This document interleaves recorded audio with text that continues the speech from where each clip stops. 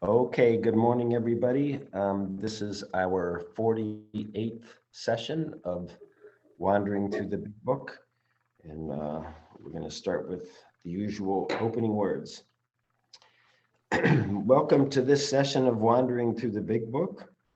This is not a meeting of the Fellowship of Alcoholics Anonymous. There is no group conscience, no seventh tradition, no requirement for membership. Anyone is welcome. Our primary purpose is taking an in-depth look at the book, Alcoholics Anonymous, in order to deepen and strengthen our own recovery, to try to help others to do the same, and to try to become trusted servants of our fellowship. We are seeking conscious contact by trusting God, cleaning house, and helping others. And we're trying to improve that conscious contact by practicing steps 10, 11, and 12 every day and applying the spiritual principles we are learning to the details of our ordinary day-to-day lives. We will begin this gathering with a moment of silence to reflect on why we are here.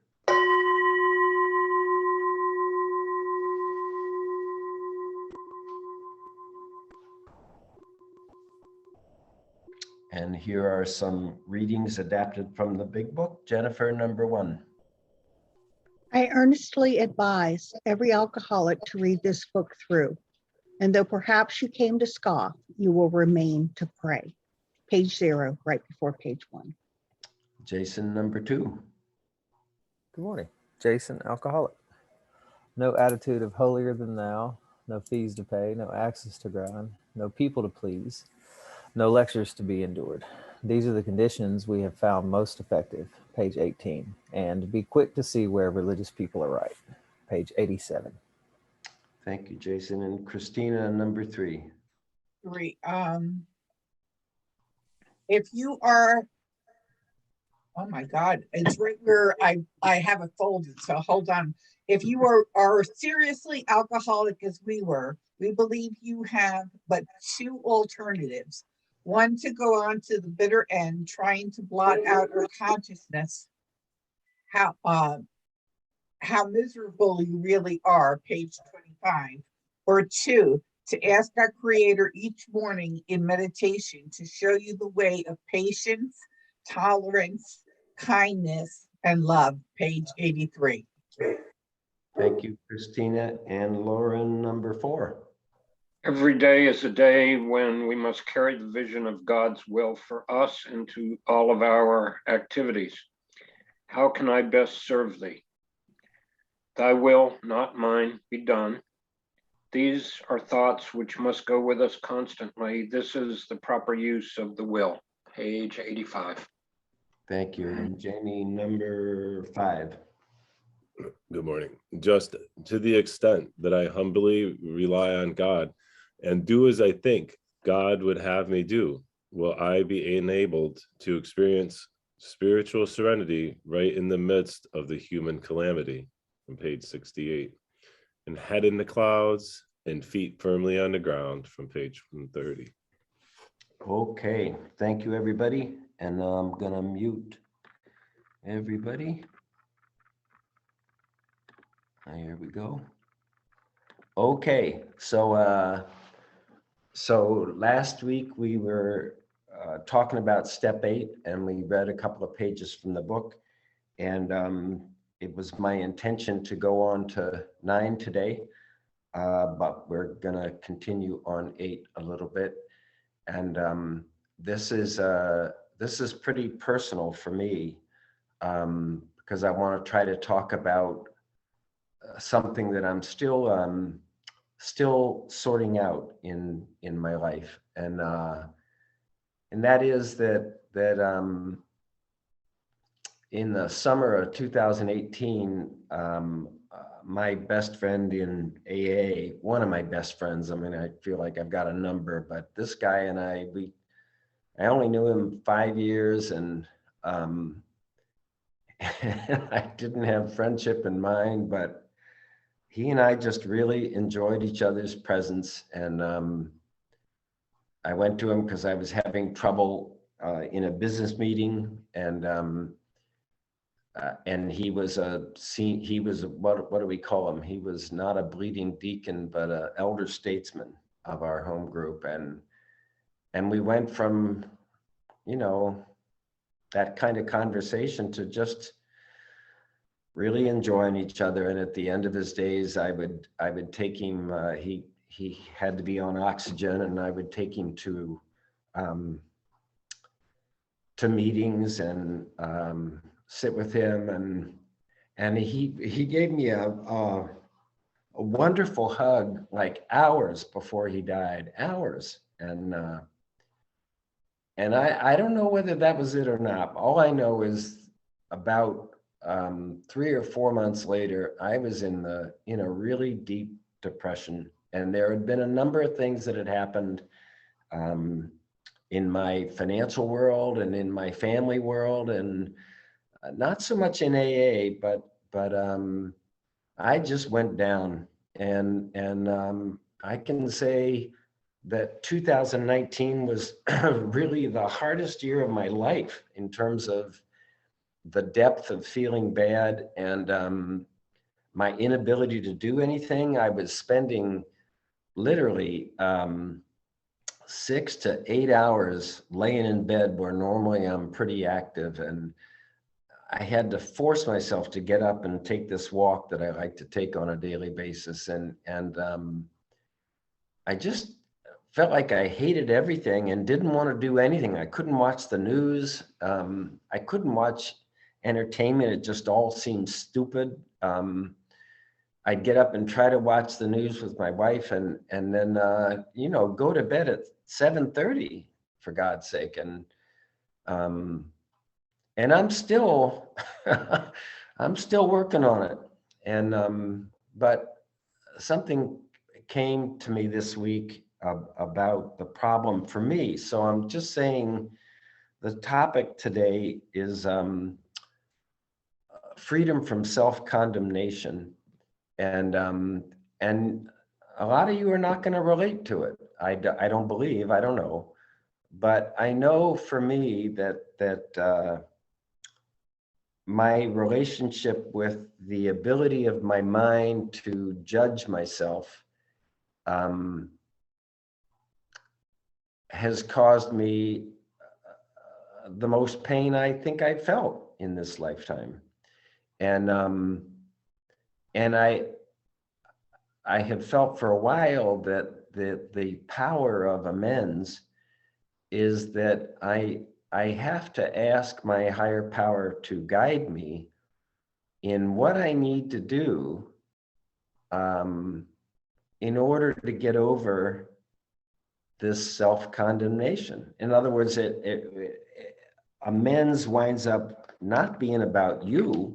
I mean, I'm making an amend to you for whatever it is, but what I feel I'm doing for me is I'm trying to behave in a way that gets me to stop hating myself.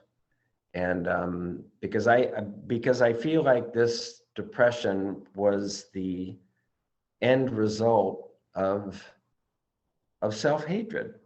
So if we make it, because usually I talk till 9:15, 20 after 9, and then and then I shut off the recording and we have open discussion.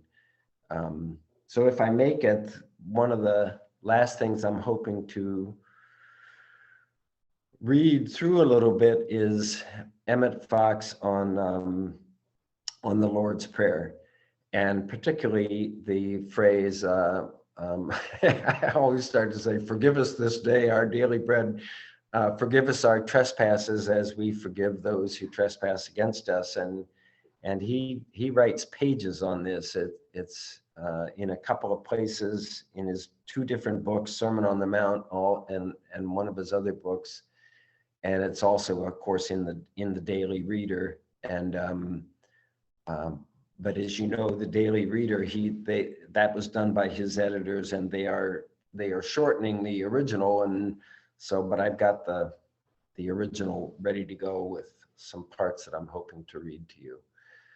So So now I'm going to look at some notes, and also be reviewing some things that we've looked at before, but had to move kind of fast, that are in the study guide. And so just a reminder, I'm real old school. I like books. I don't have any books on my iPad. I like to mark them with an old ballpoint pen, and I like the way the pages get weathered and all of this. And so this whole study guide thing, these pages that come to you as PDFs, this whole thing started out as a big book workshop and as a handout. The study guide was a handout to give people in the workshop, and Anne Marie and Christina, and I don't see Maureen, but they know that when I did this at the Bill Wilson house, or I've done it down in Florida at Hazel and Betty Ford, it starts off with this notebook. Everybody's got this notebook, and it's just a loose leaf notebook, and it's got 12 dividers, and there's a numbered 1 through 12. And so when you get to this point, because this is what happens when we're going through the steps initially, it's just the book, all you need is the book. But starting with well, I don't know, I guess it started back in 4. There are a lot of additions beyond the book in the steps. And so if you got this notebook, loose leaf notebook with the dividers, it's really easy to go from one thing to another, and you're not going to have that luxury today unless you've got it. But so, all right. So having said that, I'm going to try to tell you where it's coming from in the study guide, but that may or may not mean anything to you. So, so I'm talking personally, and I may say you, but I mean me. And I would say that part of the fundamental problem for me, that I really had no understanding of at all, is that I am an extreme example of self-will run riot, and I don't think so.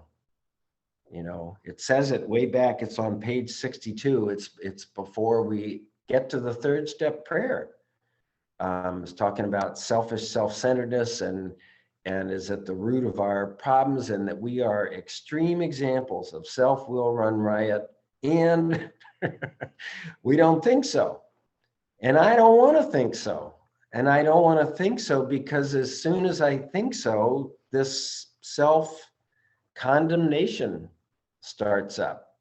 And I start getting on my own case about what a crummy person I am. And all that does is feed my obsessive and selfish self-centeredness about my mind and my body. And one of the greatest gifts of this deal for me has been, I've always used the word soul. I was a musician in the Detroit area, and soul music, it was, but I really had no feeling for it. I sort of did, but when you're locked in the obsessions of your mind and the compulsions of your body, you can't feel your spirit. And I remember somebody talking about, the Christian Trinity, the Father, the Son, and the Holy Ghost, but they were saying really what it means is the Creator, the created, and the Spirit that flows between them. But if you're trapped in the body and the mind, and also, a big deal for me is coming to grips with the question, did I create myself? Because I find I have a whole different attitude when I recognize that I didn't create myself.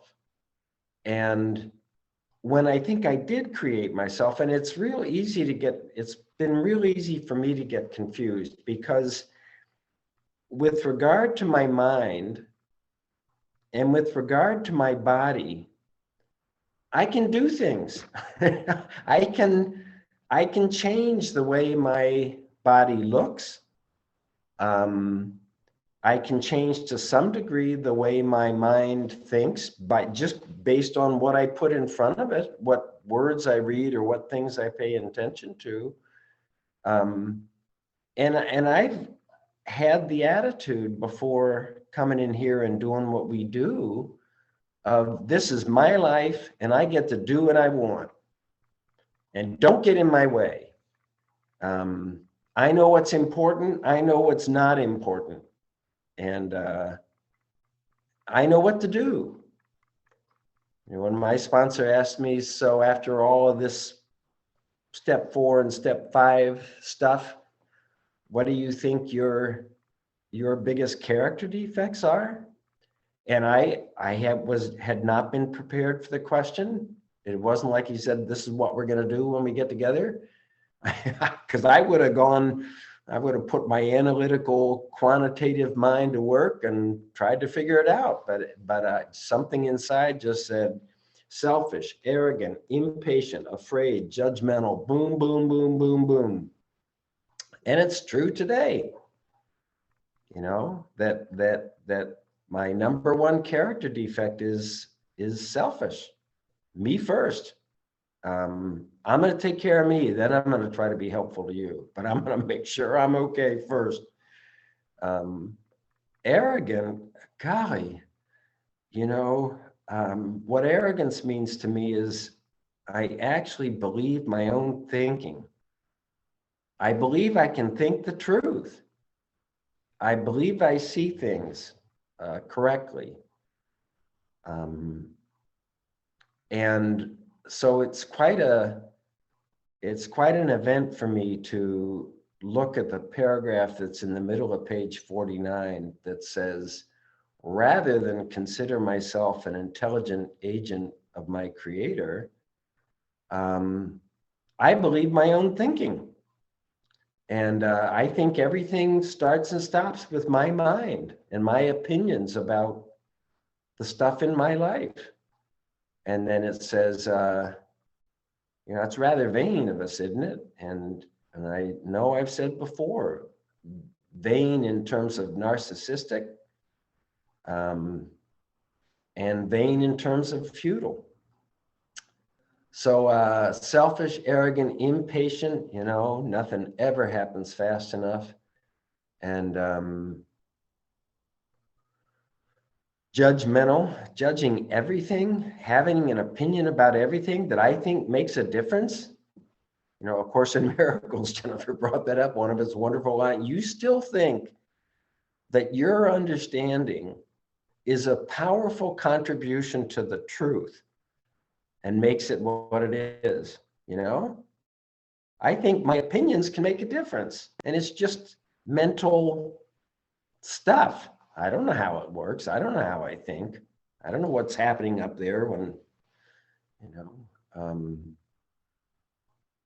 and finally, frightened, which I have come to believe that fear is at the bottom of it. All of my negative behaviors, fear is at the bottom of, and that I believe that selfishness and dishonesty are my responders to fear.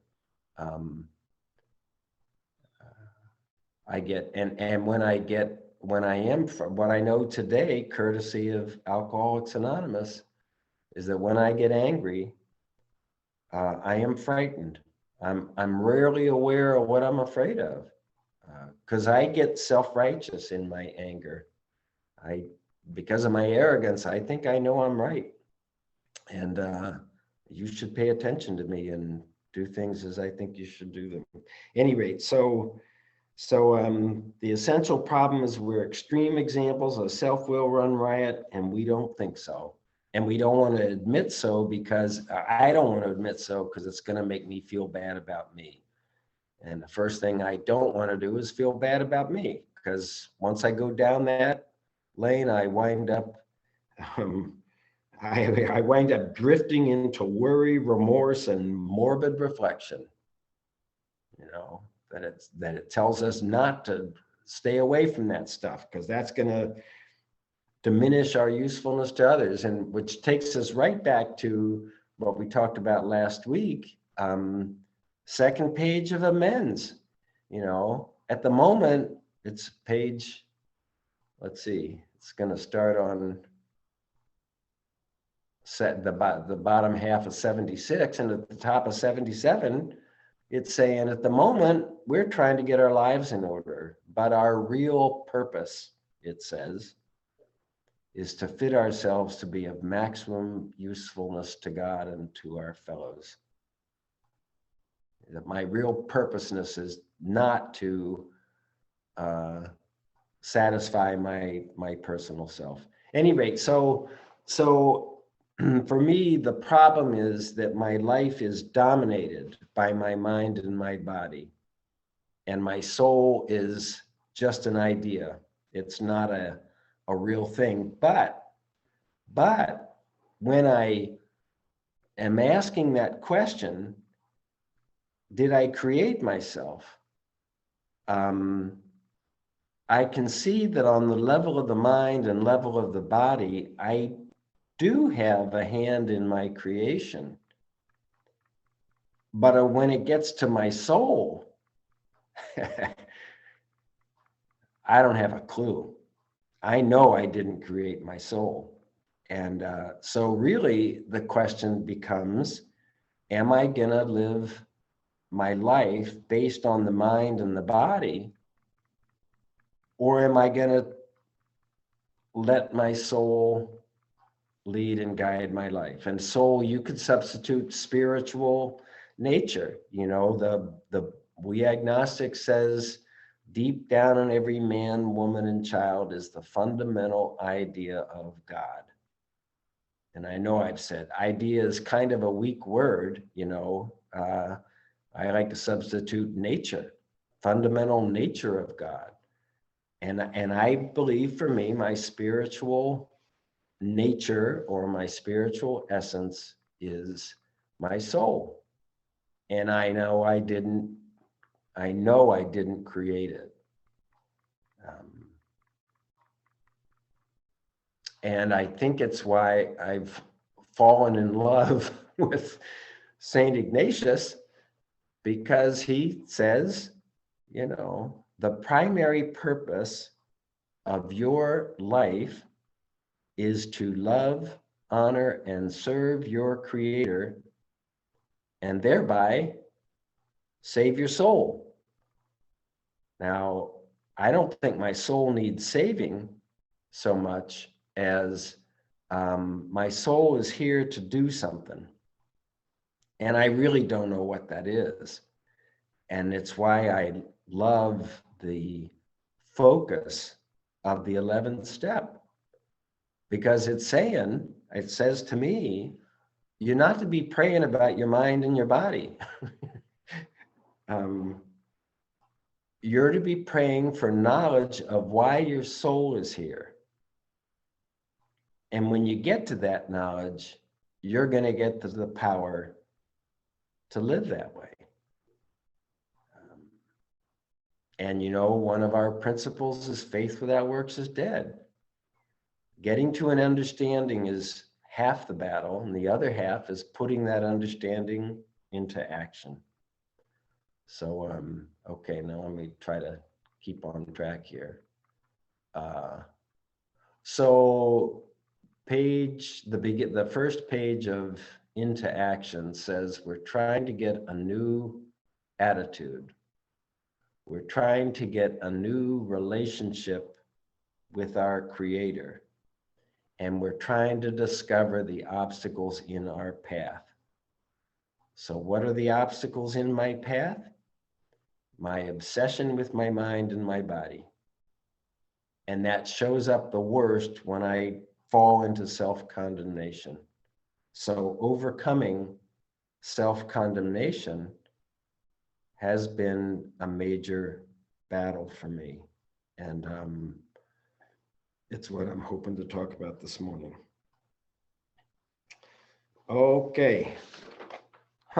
Page 2. Okay, so how am I going to do that? Well, when I drift into morbid reflection, worry and morbid reflection, what am I going to do about it?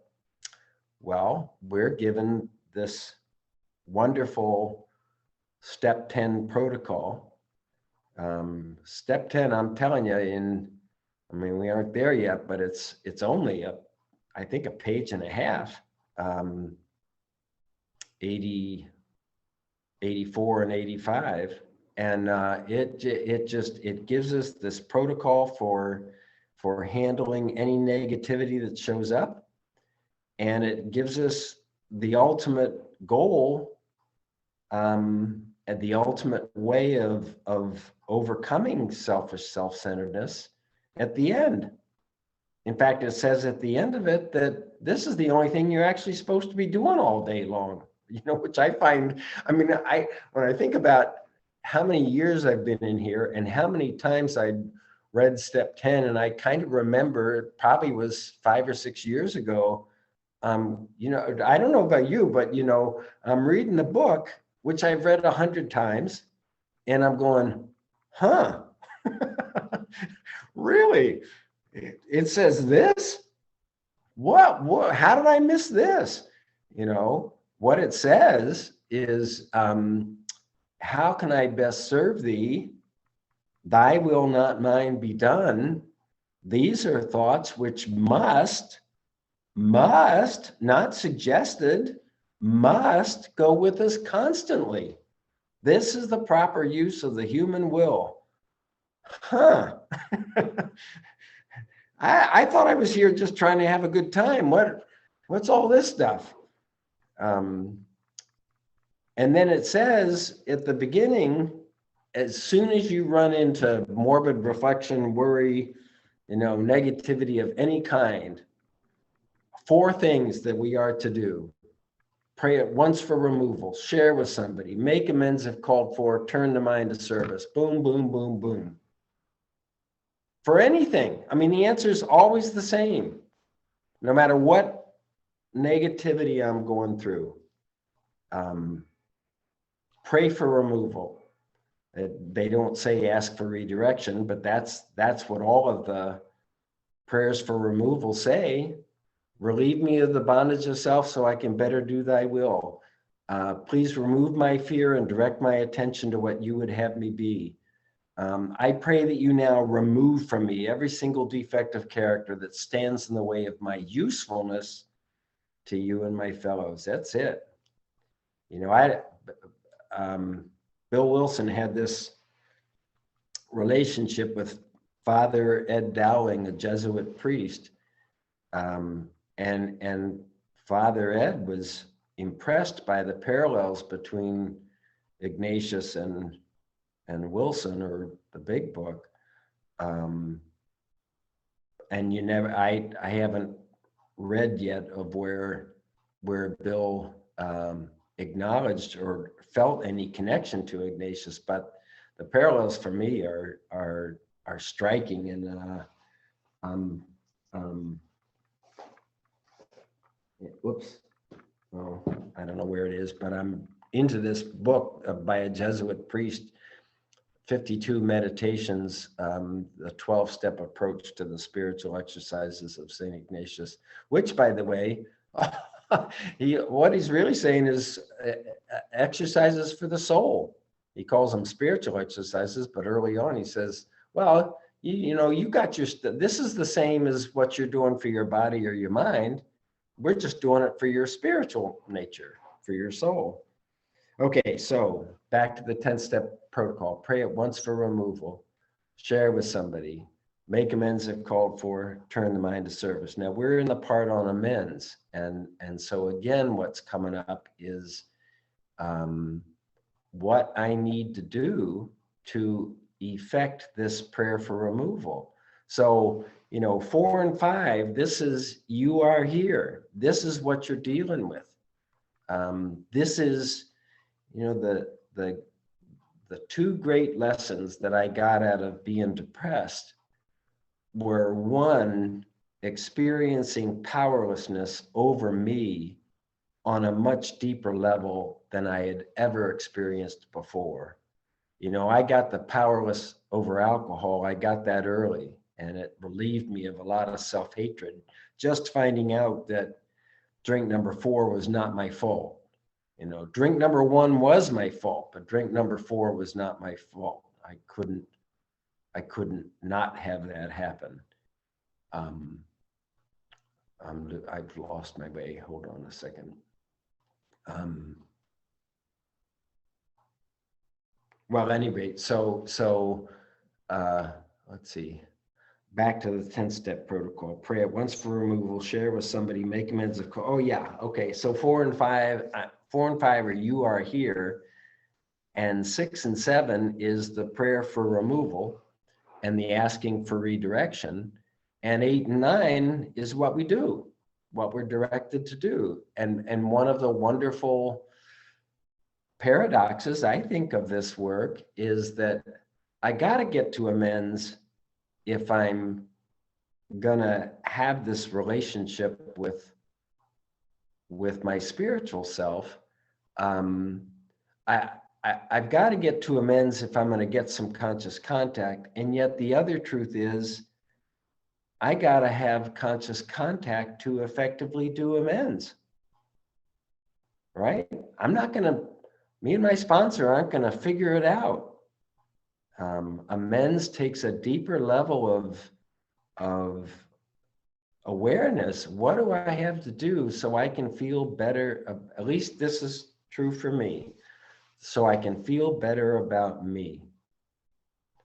I don't know if I told you, I was working with a guy in the steps, and he brought up something that he obviously felt horrible about. And the other person involved was not available to make an amend to. And I asked him, do you think this would have happened if you hadn't been drinking? And he immediately said, no, of course not. Of course not. And I said, well, you can make an amend by never taking that first drink. And what was wonderful about it for him was that now he had a motivation like I don't think he had before to not take that first drink. It's like, this is how I can overcome my self-loathing, my self-condemnation, all of this stuff by never taking that first drink again. You know, that's part of the challenge of sponsoring, is finding what will motivate another person to go through this difficult stuff, very difficult stuff. And why, you know, back to in the early part, we talked about how big book sponsors will ask the person they're trying to help to read the book, you know, read Doctor's Opinion through 164, and we'll meet again. And then when you meet again, these 4 questions are, okay, you've read the book. That's what we're going to do. Those are the instructions for going through the steps. You really want to do this? And, you know, it's checking for motivation. And then the second question is, well, why now? You know, what's motivating you to do this? And when you can get to that, motivation, and it doesn't matter what it is, you know, it doesn't matter, I want my spouse back, or I want my job back, I want my health back, it doesn't matter. What is it that's motivating you? You know, we talk every time we hit the promises can be motivation. Do you want this? Do you want what they're talking about? You know, we talked, I don't know when it was, but about these 3 different, I mean, there are probably hundreds, but levels of miracles in these steps. And the first level is, wow, I'm not thinking about drinking. You know, something just happened that normally I would be off to the bar, and I'm not even thinking about it, you know. And we recognize that we can't take any credit for that something else has happened. We don't know what, but something's happened. It's a 10-step promise. Uninterested in liquor, our obsession with alcohol has been removed, and we don't, you know, we can't take any credit for it. That's the first level. The second level, for me anyway, is the conviction that the presence, my awareness of the presence of God in my life, which you also could say my awareness of my spiritual nature, is the most important fact of my life. It's in We Agnostics, before the bedevilments. That this notion of a relationship with the Creator is the most important fact of my life. That's something, I think. And then you get this other one, and again, I've read these pages for a long time, and it's a 5th step promise. It's back in the 5th step. It's not in 10, 11, or 12. We will feel as though we're walking on the broad highway, hand in hand with the spirit of the universe. Now that's a whole cut above not thinking about drinking. And I think it's a cut above the conviction of the presence of God in my life. Do I want that? And as with everything, do I want that?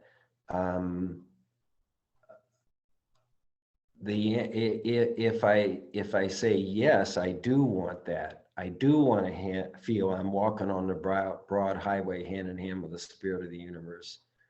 Then am I willing to do what they said they had to do to feel that? And again, if I say no, I don't want to do it, the book gives us an answer to that one. You know, he was a hell of a salesman, I think. No matter what, he's gonna, what do I need to do to get you into this car today? You know, the answer is we pray for willingness. That's what we do. Okay, I'm already running out of time, so we're gonna jump to something else I wanted to follow up on. Yeah, from I don't know when. Oh, we would have done it last week. Okay, so if you have the PDF from last week, I'm gonna be looking at this Course in Miracles thing. Jennifer brought it up before we started the meeting, and so I'm looking at step 8, 8 pages, page 7, and so the page 6 talked about this thing, A Course in Miracles, and I haven't really talked about its history, but this is a channeled work. This is a work that doesn't have a human author, and it's 1,300 frickin' pages, densely packed pages. I mean, it's just, and it's very complicated, but occasionally they get simple and they get direct, and it's wonderful. And I think I said it's 600 page text. It's a workbook consisting of 365 lessons. All these lessons have a title.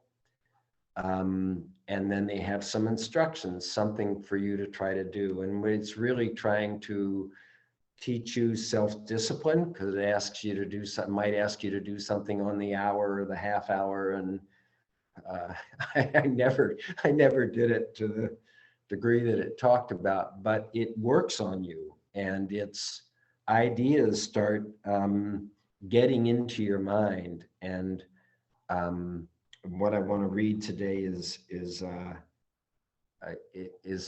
version of our set-aside prayer, and our set-aside prayer is a form of the prayer for removal. It's not expressly stated in the book, and it seems to have been, its origins seem to go back to big book step study groups in the Denver, Colorado area, and this man named Don Pritz that I've mentioned before. So the set-aside prayer in its simplest form is God, please enable me to set aside everything I think I know, so that I can have an open mind and a new experience. And we can fill in, God, please enable me to set aside everything I think I know about Alcoholics Anonymous, about the big book, about the 12 steps of recovery, everything I think I know about you, God, so that I can have an open mind and a new experience. This is to get away from the limitations and the confines of the human intellectual mind. And so what I'm going to read is a form of that to you. So,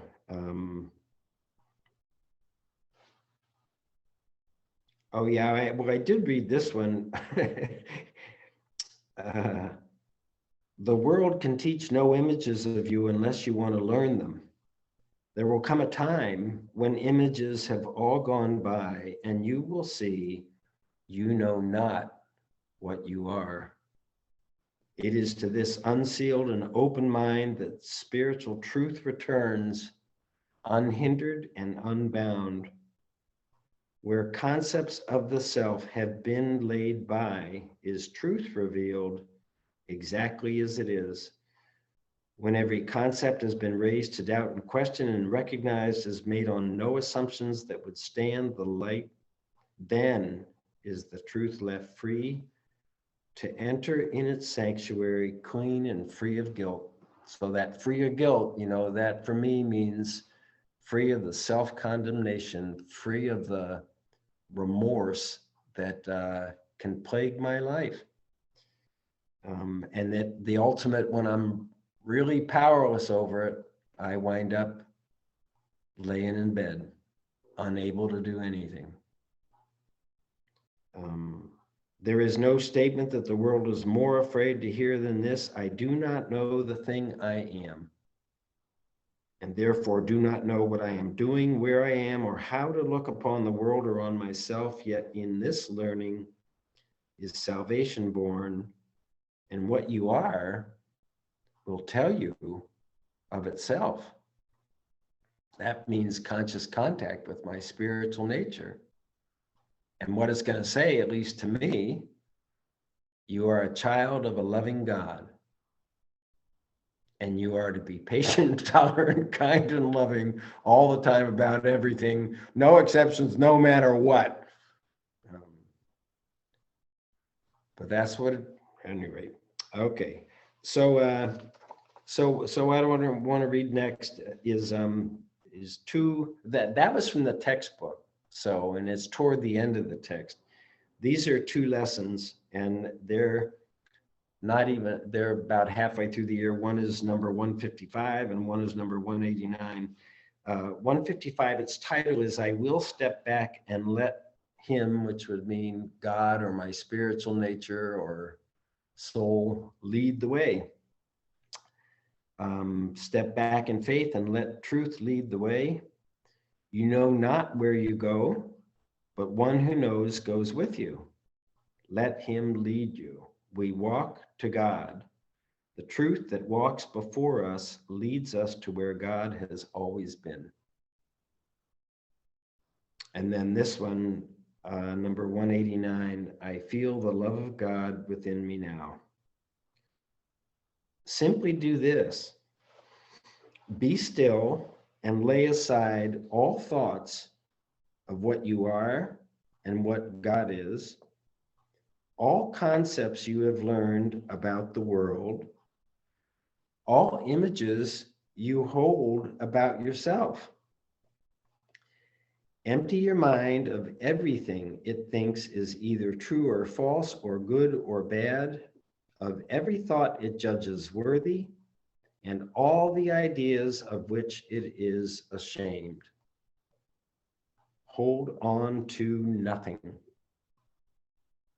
Do not bring with you one thought the past has taught, nor one belief you ever learned before from anything. Forget this world, forget this course, and come with wholly empty hands unto your God. Is it not God who knows the way to you? You need not know the way to him. Your part is simply to allow all obstacles that you have interposed between the Son and God the Father to be quietly removed forever.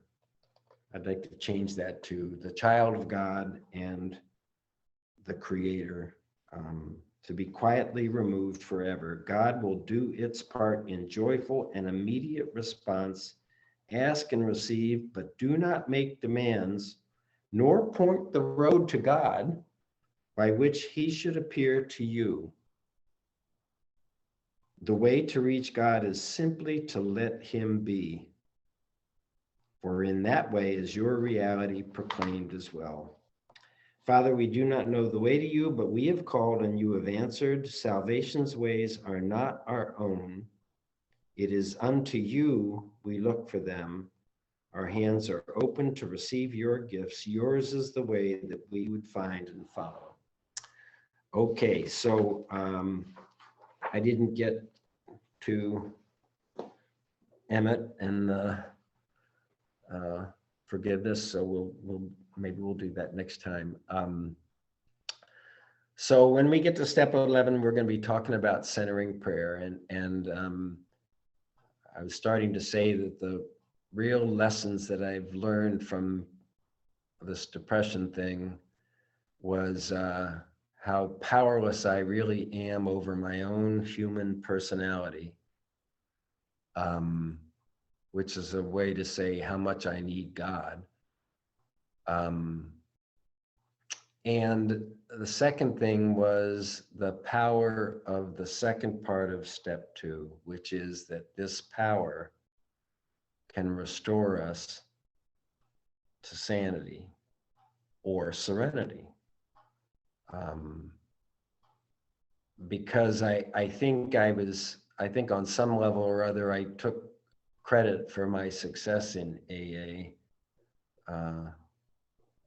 I've had a successful AA career. I don't know, but I couldn't do much about this depression thing, which I'm telling you is, I think the root of it is self-condemnation.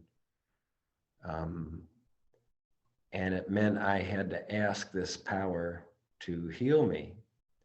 And when we get to step 11, we'll be talking about centering prayer, and centering prayer is a non-intellectual prayer. It's not words. It's inviting this process to come into your being and heal you.